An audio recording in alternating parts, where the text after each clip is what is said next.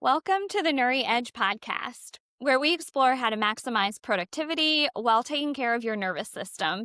Here, we help you regulate, focus, and build resilience in today's fast-paced workplaces.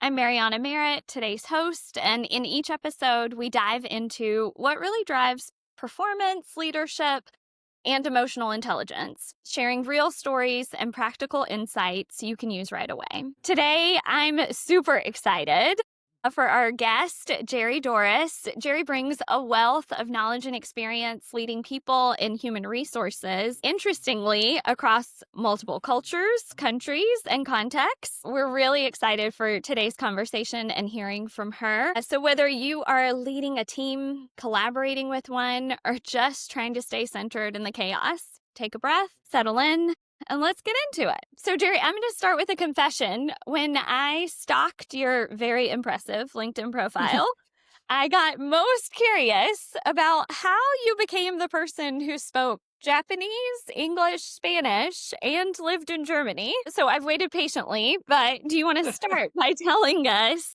kind of how your career and life story unfolded in this way? Yeah, I mean, sure. It's so funny. I used to say I speak 4 languages because I'm originally from a tiny town in East Texas, so I speak Texan as well. I think Texans get that joke, and if you've ever spent time in Texas, you're like, oh yeah, no, I get that.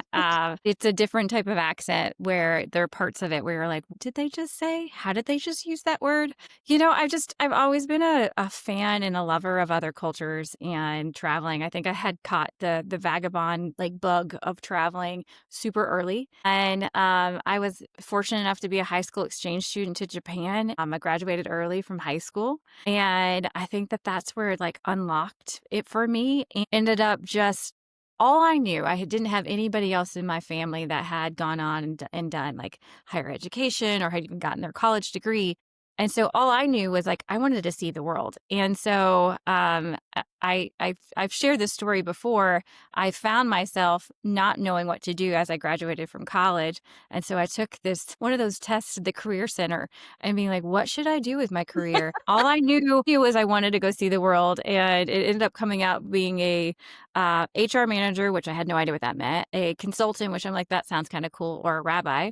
I did not take the rabbinical route yet. There's still time, I guess, in my life. And I got super lucky and became an HR consultant in Tokyo. And I find myself having just been able to take advantage of good opportunities and just put myself out there a bit. That's where I speak Japanese. I spent some time in Spain during undergrad. I have used Spanish throughout my career and have found myself back and forth within Asia Pacific for a good portion of my career. And then Germany was one of those things where I was on parental leave with my second child and I got reached out to for an opportunity. And I think my husband and I have always just said, we got to take advantage of all the good opportunities. And some of that has led us to different parts of the world, and traveling has been part of just my love language in general. And it's taken us to some really amazing places. But I now sit in Westchester, New York, right outside of New York City. So you can imagine I have spent a good portion of my life really kind of making sure that when I get to the end of my lifetime, one of my regrets would not be a lack of travel. Oh, I love that. I love that. That's a rich story. And I love the theme of take the good opportunities. I'm sure we could do a whole conversation just on that, being brave and courageous in that way and how it enriches your life. I am sure that in the context of traveling and being with so many different people groups, and I'm originally from Romania, and boy, I did spend a little time in Texas. You are spot on around. English is not my native language.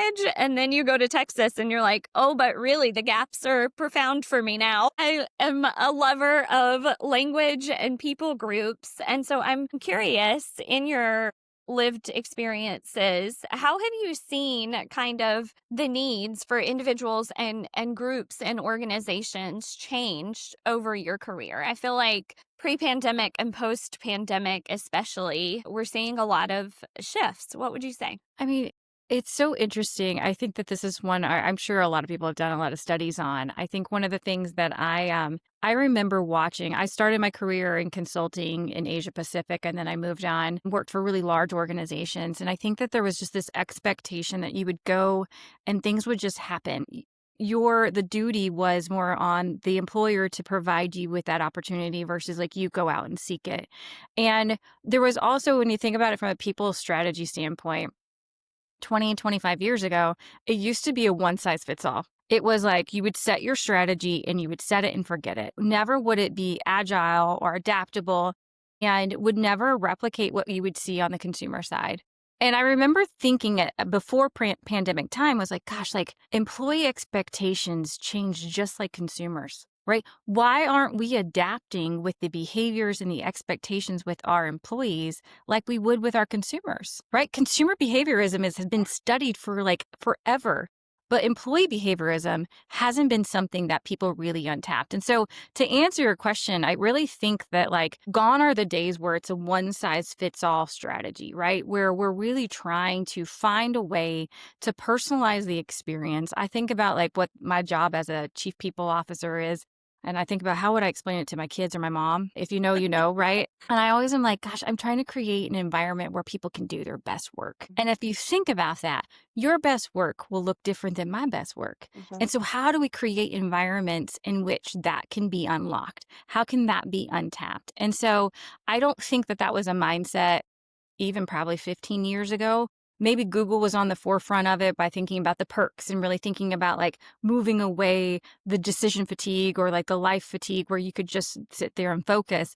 But I don't know that that was what the purpose was with creating that environment for best work. It was just creating the distractions or removing the distractions rather. And so I really think that we're now in a period of time where a lot of employers are looking at it that way of being like, all right, how do we create an environment of work, may it be from like our actual physical space to the ways in which we're working? There's so many cool tools out there, particularly in the space of AI, that really unlocks productivity, unlocks collaboration. And so as I think about it, both from an individual perspective, but also on a group standpoint, gone are the days where it's a one size fits all model, and really thinking about how do we tap into personalization that we would see on the consumer side, even on the employee side. And how can we do that and do it in a way that can scale smartly? Yes, that's so aligned. That's so aligned with our thinking here at Nuri. I think that you hit the nail on the head. We now have technology that makes it available for us to personalize,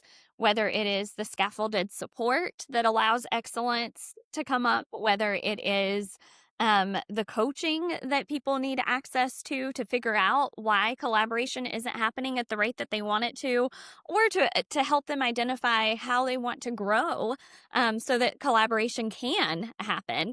I think we also get really excited at Nuri about just understanding where neuroscience and hyper-personalization through AI comes into play. All of us don't have time to sit around and just focus on how do I hack my nervous system, but we know when we have been hijacked by our nervous system That's at right. work. And so we are really thrilled with this moment in time where AI can kind of serve up these 60 to 90-second practices to say, like, more than just take a deep breath or calm down, because I don't think that anyone in the history of anything has ever calmed down because they were told to calm down.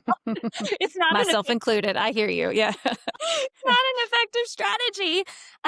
But when we really use the science that we know, it makes it accessible. So I get really excited about where we are in this moment. And you and I have talked, you've kind of described this moment as a pivotal moment for people teams, understanding kind of where mindset and capability have to shift. Can you talk a little bit about just some examples that come to mind? What does that look like in the day-to-day practices at work? Totally.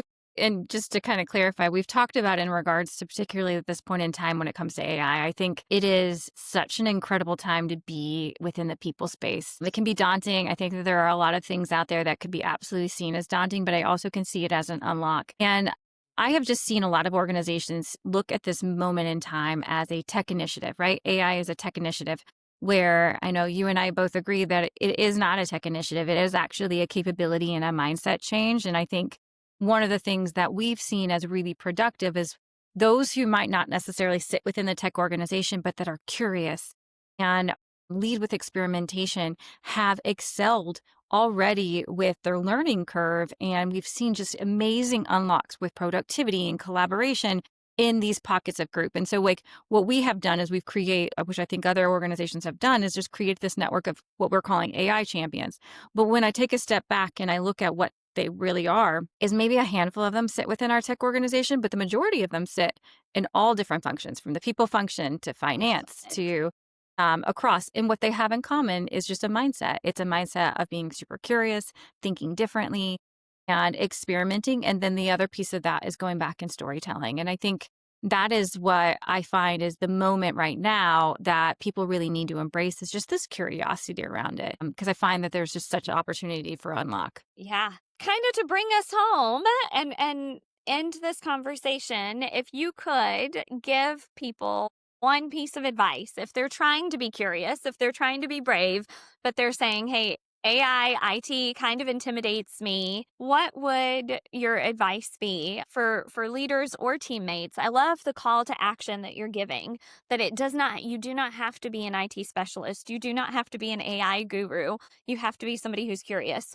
What advice would you give there? What gets modeled gets multiplied. Ooh. And so I can't imagine anybody trying to be different if you're not going to model it yourself. And what we find is what gets modeled gets multiplied. You see it in teams, you see it from leaders, you see it from all different levels of the organization. It doesn't need to be a top-down initiative. It should be on both sides of wherever, top down, up, from the bottoms up. But if you want change, you got to model it. And so I would find organic leaders to do that. I would also, if you're yourself a leader who's listening to this and thinking about, gosh, like any type of change, whether we're talking in the realm of AI, whether it is behavioral, whether it is a type of capability, again, think about it. What gets modeled gets multiplied. And so be that multiplier in your organization and find the way. Ooh, okay. Feel like while I'm listening to you, your fellow Texan Brene Brown is really coming through loud and clear. I don't think that is a Brene Brown saying, but that feels that, I am an absolute acolyte of, I think we've talked about this before, but I do find her my spirit animal. We are. Right? Yeah, for sure. I feel it coming through about being courageous, about Indeed. being the one who goes first and not expecting that that's going to be perfect, that you don't have to be the one who has it all understood and checked box and now you're ready. I think so many, if I can speak directly to our female audience, so many women feel the pressures of I must know everything before I speak on it. And I think the beautiful invitation of this moment of time is be a courageous, curious learner, and the advances show up. We're learning together. We're co-creating in this time and space. So thank you so much for leading us into that. The time spends so quickly, but I'm so grateful for the encouragement that you've offered, for the insights.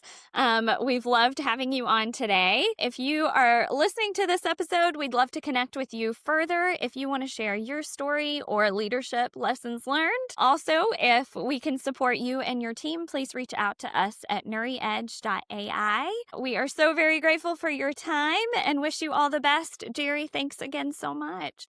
No, my pleasure. Thank you for the space.